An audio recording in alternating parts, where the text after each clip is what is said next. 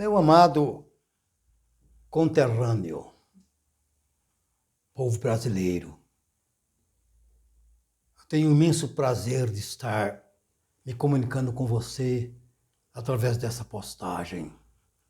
Por isso, eu, como pastor, lhe desejo que a paz do Senhor Jesus, a sua imensa graça, tome conta do seu coração e que abençoe a sua família.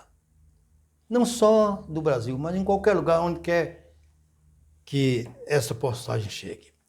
Eu tenho um assunto bastante importante para tratar com você e vou iniciar fazendo-te uma pergunta. Você sabe o que é patricídio? Sabe? Patricídio. Você sabe o que é? Não é patrício não, viu? Você sabe o que é matricídio? Pois é, eu quero tratar desse assunto nesta noite e vou esclarecer o que é. Patricídio é quando o filho mata o pai. De igual modo, matricídio é quando o filho ou filha mata a mãe, assassino a mãe, da própria mãe, do próprio pai. Que coisa terrível. Eu que já tenho algum tempo de experiência, pois já não sou mais um jovem, já conheci muitos casos. Um dos casos de tristeza, de abatimento que eu conheci é quando já vi alguém matar a própria mãe. Já vi alguém matar o próprio pai. O pai que o criou, o pai que lhe deu vida, uma pessoa, a mãe que o gestou por 9 meses, lhe deu vida e tirou do seu próprio corpo o sustento daquele moço ou daquela moça que terminou matando-a. Ela tirou, pois quando ela amamentou ele do seu próprio corpo, ela tirou o sustento dele. Aquilo era seu sangue, era seu sacrifício. E mais tarde esse homem, esta mulher, esse moço, essa moça, veio por terminar, assassinar o pai e a mãe. Matar o pai é patricídio. Matar a mãe é matricídio. Você já viu isso? Alguém já falou para você? Você tem esse conhecimento? Então, pertinho de nós, aqui em São Paulo, uns anos atrás, você conhece uma moça chamada Richthofen. Suzane Richthofen. Não conhece? Você sabia que ela foi mentora, ela não deu pancada, mas ela foi mentora da morte do pai e da mãe numa determinada noite? Enquanto os pais dormiam, sono da inocência, da tranquilidade, na sua bela mansão aqui no centro de São Paulo, ela malignamente engenhou a morte do pai e da mãe. E pegou 2 indivíduos de vida tortas, de vidas totalmente fora dos padrões da sociedade, dos padrões, né, de Deus, dos ensinos de Deus, totalmente desviados, sem nenhum temor, nenhum respeito à vida, ainda que fosse do animal. Tem que se ter respeito pela vida. Então, talvez cunhados, pela a ganância do dinheiro, foram lá e, amando desta moça chamada Suzane Richthofen, assassinaram o pai e a mãe. Eu estou dizendo isso aqui porque isso é público e notório. Está nos jornais todo dia. Todo mundo sabe disso. Mas por que eu estou abordando isso? Eu estou abordando e perguntando para você. Você acha que Suzane Richthofen, vou tratar só dela, tem direito à salvação? Eu respondo, tem. Ainda diz a Bíblia que o teu pecado seja como o escarlate. Se você vier a Cristo com arrependimento profundo, com a alma totalmente compungida, totalmente arrependido de fato, não como as carpideiras. As carpideiras choram. Você já assistiu o enterro de um rico e que tem muitos familiares e que tem muito dinheiro, que tinha muito dinheiro porque ele morreu, não tem mais? Eles pagam para que mulheres vão lá e chorem. Mas não é só choro, é desespero, é aquele choro desesperado, aquele choro profundo para comover as pessoas que vão lá participar daquele velório. Esse é o choro do fingimento. Esse é o choro malandro.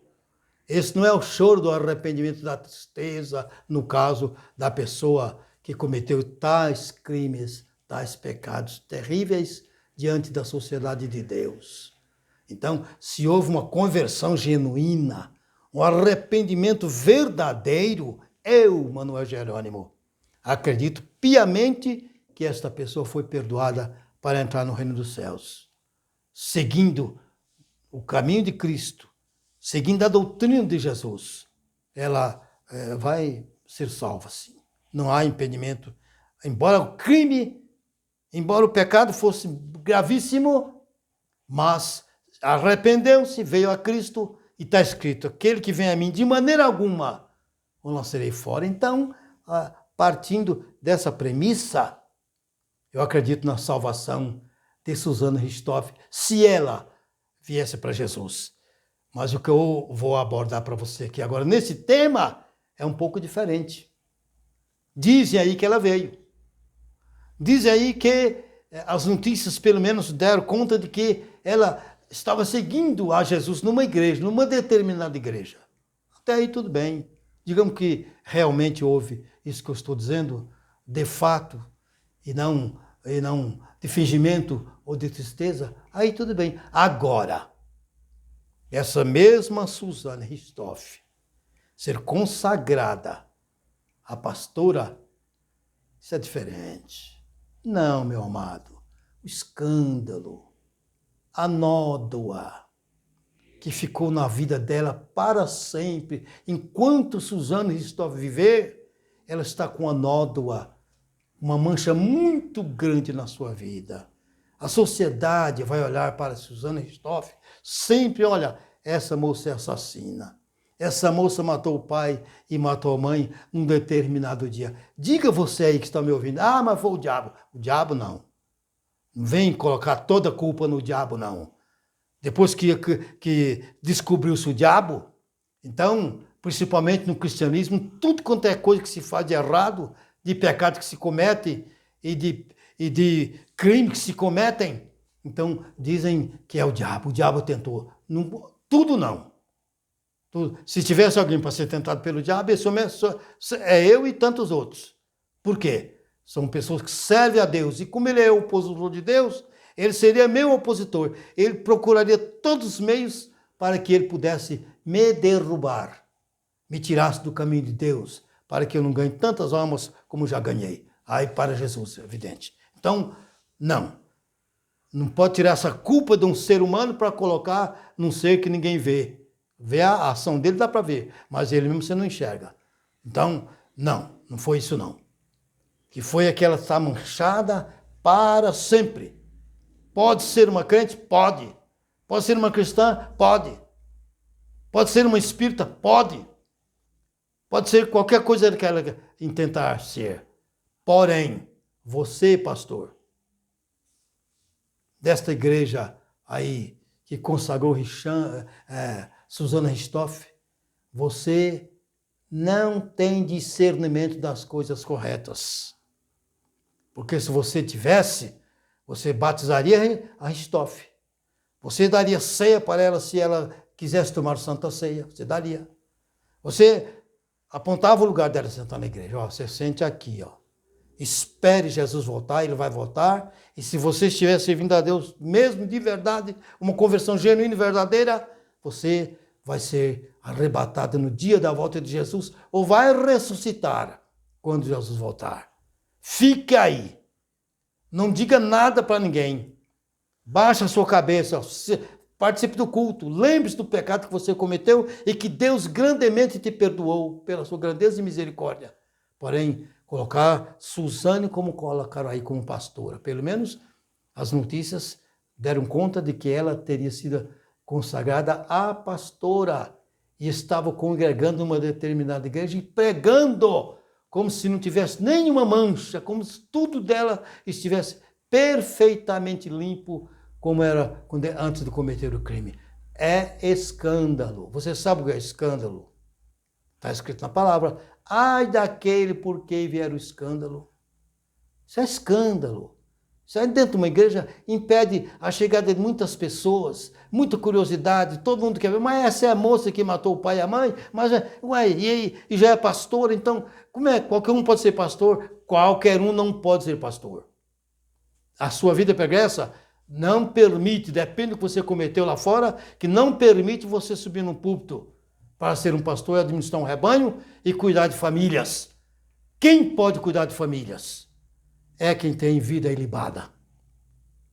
Porque ali tem senhoras, senhores, jovens, moços e moças, crianças. E eu não posso estar na frente do rebanho para servir de escândalo para aquele mesmo rebanho. Eu tenho que servir de coisas assim que rendam frutos para a obra de Deus. Então, você que consagrou a Richthofen, precisa aprender. Certamente, você é como tantos outros, que vai congregando e, de repente, a sua igreja não lhe dá uma oportunidade por razões que eu não quero saber. Eu sei que muitas delas aí cometem cada erro, mas cada erro, por exemplo, uns erros lá dos anos 50 que você não conhece, porque você é mais novo do que eu, mas eu conheço. E vi e acompanhei. Manuel de Melo. Você já ouviu falar de Manuel de Melo?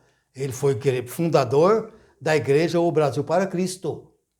E por que ele foi fundador? Porque a Assembleia de Deus, Cícero de Lima, que era o pastor aí do Brás, no Brás não, aqui do Belém, em São Paulo, Manuel de Melo dirigiu uma igreja, era moço, menino, novo, recém-casado, e dirigiu uma igreja aí na Zona Leste. E lá um determinado dia, Deus usou ele e um paralítico foi curado. E quando aquele paralítico foi curado, naquele tempo, lá nos anos 50, 55, então a coisa começou a crescer. E muita gente começou a ir para aquele lugar lá, para aquela igreja, encher a igrejinha. E aumentou, e aumentou. E chegou aos ouvidos de Cícero de Lima. E ao invés dele consagrar Manuel de Melo a um cargo maior e dar uma oportunidade maior, o que eles fizeram? Excluir o Manuel de Melo da igreja Assembleia de Deus. Por conta disso aí, porque ele disse, não, eu não posso parar, Deus está me usando, eu não posso parar, eu tenho que prosseguir. Não, você vai ser só diácono e acabou. Não, eu vou seguir o caminho de Deus. Aí ele fez uma igreja, a primeira igreja que ele fez, ele tinha a intenção de que, quando fizesse a igreja, a Assembleia ia olhar e dizer, realmente ele foi chamado, ia vamos dizer assim, se retratar do seu erro, e dar um lugar de honra como ministro do Evangelho, como foi Manuel de Melo durante todo o seu ministério aqui no Brasil. Uma pessoa honrada aqui no Brasil e no mundo.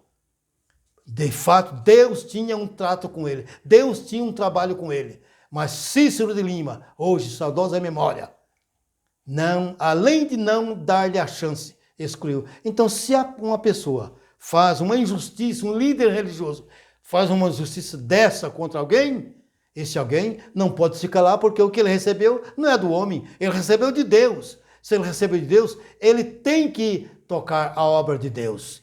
Mas isso é um caso. Agora, você sair da igreja por rebeldia, ou por inveja, ou porque não lhe deram a oportunidade que você queria, e que você achava que devia ter, e você, eu vou fundar a minha igreja. Aí você vai fundar, que igreja que você vai fundar? Quais são os fundamentos que você vai encontrar, tanto na lei como na Bíblia, para fundar uma igreja de responsabilidade, uma igreja acolhedora, uma igreja mesmo de verdade, que tenha princípios tais quais da Bíblia e dos apóstolos. Você tem essa qualidade? Você não tem. Por isso que você consagrou a Richthofen. Porque se você tivesse princípio, você não faria isso. Porque você ia ver que essa consagração serve não de grandeza para a igreja, para a sua igreja, mas de escândalo, não só para a sua, mas também respinga nas outras, que vão dizer, os crentes, os evangélicos fazem isso e fazem aquilo outro. Então, acolha qualquer pecador, qualquer criminoso arrependido, acolha ele na sua igreja. Trate dele, trate como assim, como uma ovelha de Cristo, já que ela disse ter se convertido. Cometa, faça com ela aquilo que a Bíblia manda fazer, batize, dê santa ceia, ensine o caminho de Deus. Porém, não consagra um escândalo, uma pessoa que cometeu tal pecado, tal escândalo, porque isso não vai acrescer nada na sua igreja ou nas igrejas. Pelo contrário, vai diminuir a qualidade espiritual, porque isso serve de escândalo. Estou tratando desse fato, porque esse é um fato realmente que merece consideração.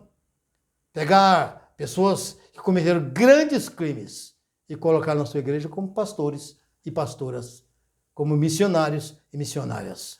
Isso nada faz crescer, mas faz diminuir e semeia o escândalo, respinga em todas as demais, achando que todo mundo é assim. Eu, pelo menos, nunca fui e jamais serei, porque o meu entendimento a esse respeito continua sendo desse jeito. Não consagrar o pastorado quem cometeu escândalo nacional, pecado que o mundo inteiro ficou sabendo, escândalo que o mundo inteiro ficou sabendo. Ser salvo é uma coisa, dar oportunidade para que essa pessoa salve, a sua igreja tem que abrir a porta para ela.